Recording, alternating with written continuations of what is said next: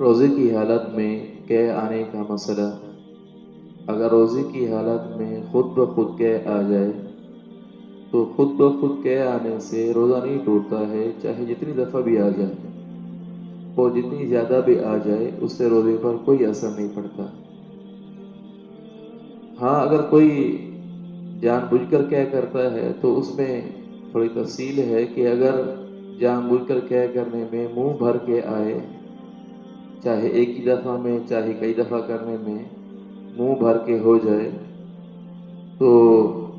ایسی حالت میں روزہ ٹوٹ جائے گا۔ اور اگر خود بخود جان بوجھ کر خود قے کرنے میں بھی اتنی قے نہیں آئی ہے، چاہے ایک دفعہ میں چاہے تھوڑی تھوڑی کر کے، تب بھی وہ اتنی نہیں بنتی ہے کہ منہ بھر کر ہو جائے، تو اس سے روزے پر اثر نہیں پڑتا، روزہ نہیں ٹوٹتا ہے۔ ہاں، اگر کسی آدمی کو قے آئی، تھوڑی سی آئی، لیکن اس نے اس کو دوبارہ لوٹا لیا، دوبارہ نکل لیا، تو اس سے روزہ ٹوٹ جائے گا، چاہے قے تھوڑی آئی ہو یا زیادہ آئی ہو۔